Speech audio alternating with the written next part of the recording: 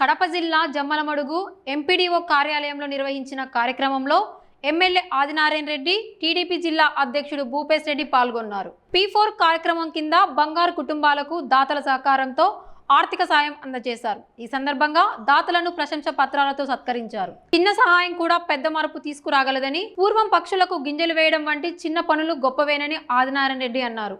ఇలాంటి సేవా కార్యక్రమాలను మరింతగా కొనసాగించాలని సూచించారు. అనంతరం మాజీ ముఖ్యమంత్రి జగన్ పై విమర్శలు చేస్తూ పేదలకు ఇళ్ల పంపిణీ అడ్డుకున్నారని ఆరోపించారు.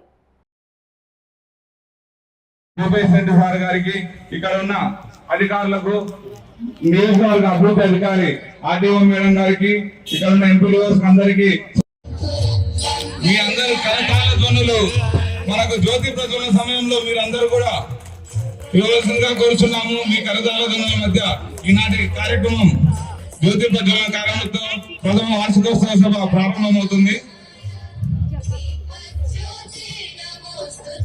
ఇక్కడ చేసిన హాస్టల్ విద్యార్థినులు ప్రార్థనా గీతం కొరకు ఇక్కడికి స్టేజ్ వద్దకి రావాల్సిందిగా.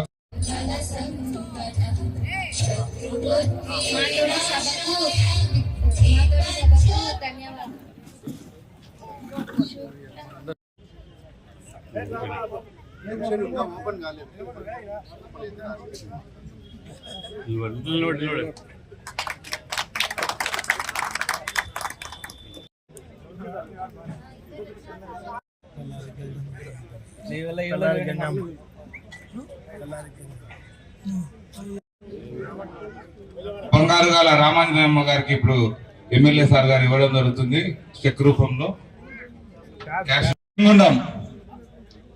రావాల్సిందిగా కోరుతున్నాము.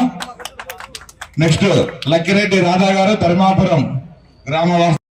వాళ్ళకు మార్గదర్శకులు అవుతారు. కాబట్టి అందరం ఈ సమాజంలో చంద్రబాబు నాయుడు గారి ఆలోచనకు తగ్గట్టుగా నేను వీళ్ళని కూడా సాయం కూడా కోరుతాడా, మంచి వార్తలు ఎక్కువ హైలైట్ చేయండి, తప్పుడు వార్తలు తగ్గియండి. మీరు కూడా మీరు కూడా మార్గదర్శకులు అవుతారు, సమాజ మార్గదర్శకులు. గతంలో మామూలుగా మట్టి మీద ఉన్నప్పుడు పిసికల కోసం సార్ చూసింటాడు, పిసికల కోసం గూడు కట్టి కబులు గూడు కడతారు, అది కూడా సాయమే.